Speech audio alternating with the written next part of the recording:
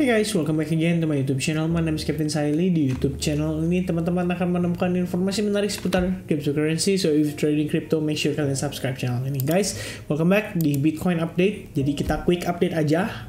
Saya pengen kasih informasi ke teman-teman terkait dengan update daripada shooting star yang berlanjut pada Bitcoin. So starting from daily time frame, kita ngelihat closing time frame daily ya untuk Bitcoin ini kembali membentuk semacam shooting star pattern atau shooting star candlestick pattern, dan hari ini kita udah mendapati reaksinya ya. Kita bisa bilang red candle hari ini itu merepresentasikan decline atau rejection yang terjadi pada maksud saya pada harga kisaran $25.000.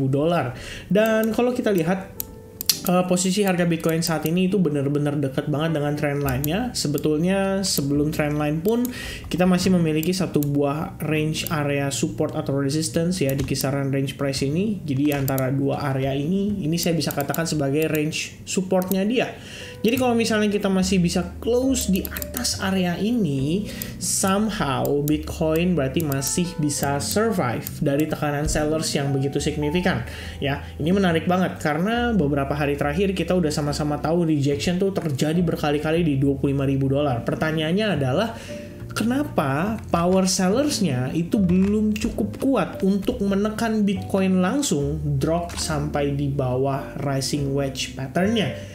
Padahal kita udah sama-sama tahu dari berbagai macam indikasi ya, dari stokastiknya kita udah masuk ke territorial overbought ya selama beberapa hari terakhir. Kemudian bukan berapa hari lagi, itu udah berapa minggu terakhir ya.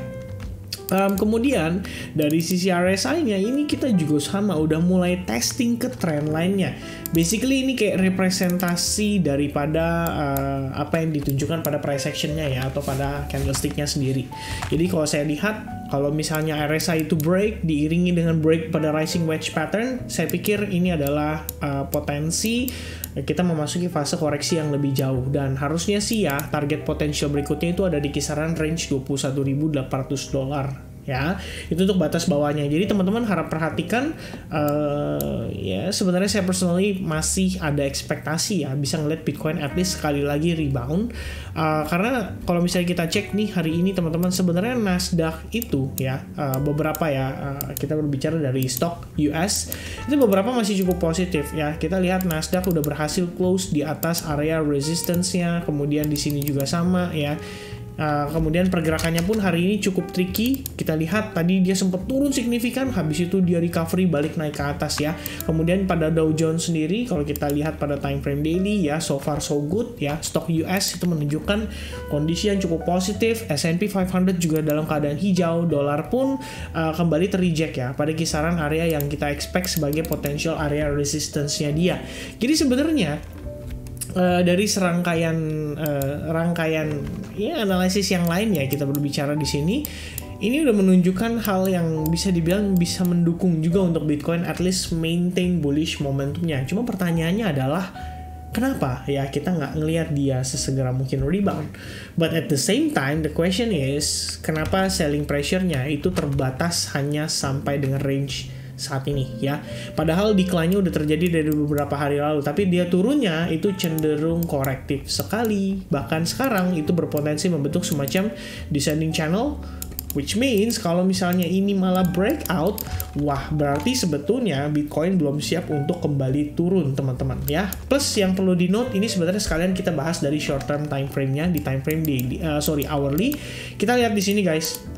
Ini adalah area yang saya consider sebagai area yang cukup penting buat Bitcoin. Jadi kalau misalkan memang kita lihat di sini terdapat trend line, kemudian terdapat order block, terdapat big fun zone juga di range price yang lebih kurang berada di kisaran 23.500, maka range price ini bakal menjadi titik yang paling krusial untuk Bitcoin saat ini. Kalau misalnya kita lose support, harusnya potensi berikutnya adalah di 22.700 dan terakhir di 21.800. Kalau misalnya kita bisa maintain dan rebound dari sini, well at least ini adalah kesempatan. Kalau misalkan teman-teman mungkin punya position ya, long position terhadap altcoin ataupun terhadap Bitcoin, mungkin boleh di considering untuk take profit ya, at least exit dulu deh ya, dengan kondisi kita ngelihat Bitcoin yang selama ini sudah mulai bisa dikatakan masuk ke fase ya, kita bisa considering ini masuk ke dalam ya mungkin udah overbought ya, plus udah ada pelemahan momentum juga ya. Kita lihat buyersnya nggak sekuat waktu awal-awal ya. Di sini impulsif and then corrective and then a little bit sideways and then impulsif back, pull back, impulsif lagi, and then sekarang kita pull back lagi, dan pullbacknya pun hampir 100% dari penguatan terakhirnya. Dan kalau misalkan di sini kita lose support atas range 23.500, maka saya bisa bilang ya ini harusnya menjadi kabar yang tidak begitu baik untuk Bitcoin ya. Jadi teman-teman, kalau dari saya kesimpulannya sederhana aja, kita perhatikan range support saat ini break ke atas, artinya ada opportunity. Kalau misalnya kita masih ongoing holding long position, ada opportunity untuk kita exit dulu sebagian dari portion kita punya transaksi. Kalau misalnya dia breakdown, dan simply berarti kita tahu kemungkinan besarnya Bitcoin bakal turun lebih jauh lagi ya. Satu lagi mungkin ya terakhir sebelum saya tutup, kita lihat juga dari USDT dominance-nya, dan saya gunakan chart logarithmic di sini. Sorry, kayaknya saya pakai yang ini aja deh teman-teman. Nah ya, kurang lebihnya seperti ini ya. Sebenarnya untuk USDT dominance juga nih dari sisi time frame daily-nya menurut saya cukup menarik ya. Kenapa? Karena dia bisa dibilang kontra ya terhadap posisi daripada si Bitcoin. Ketika Bitcoinnya rising wedge, di USDT dominance-nya itu cenderung membentuk falling wedge, which means harus diperhatikan kalau misalkan dia berhasil breakout, ini berarti juga mendukung posisi untuk Bitcoin breakdown dari rising wedge-nya. Plus dari total market cap, seperti yang saya bahas kemarin, sebetulnya kita juga melihat masih ada opportunity at least untuk dia sekali lagi swing naik ke atas, dan dengan demikian itu akan menyempurnakan lah kita bisa bilang ya. Nah, kalau saya sih ya menyempurnakan skenario yang saya punya gitu. Jadi kayak oke, naik sedikit, beberapa koin ikut ke pump, time to exit, clear position, and then wait and see ya. Kenapa? Karena kita udah berada di range yang paling krusialnya. Sebetulnya ya ekspektasi saya, sekali lagi saya sampaikan teman-teman, minimal kita bisa ngetes lah sampai $26.000 ya. Karena area di sini kan ini adalah area ya bisa kita consider sebagai resistance gitu loh di kisaran range price ini. Masa nggak kuat sama sekali, istilahnya gitu ya teman-teman ya. Jadi itu aja mungkin singkat, jelas, dan padat. Mudah-mudahan ya teman-teman bisa nangkap apa yang saya sampaikan ya. Intinya saat ini agak berhati-hati karena memang indikasinya sudah menunjukkan bahwa Bitcoin di sini sudah ada pelemahan momentum dan ada potensi untuk breakdown. So I think we need to be careful, extra careful bahkan, dan jangan overtrade. I think that's it teman-teman. Semoga closing hari ini bisa menginvalidate ya, at least kita closing di atas support levelnya, which is ini udah cukup baik ya, karena di level tersebut juga terdapat exponential moving average 55.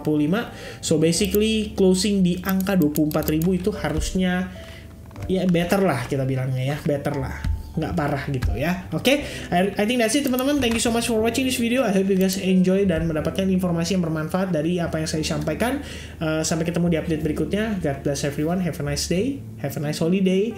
Selamat Hari Raya Kemerdekaan Republik Indonesia juga. Semoga negara kita di sini diberkati dengan kedamaian ya, tidak ikut campur dalam konflik perperangan yang luar biasa saat ini, membuat keadaan ekonomi cukup krisis dan sulit.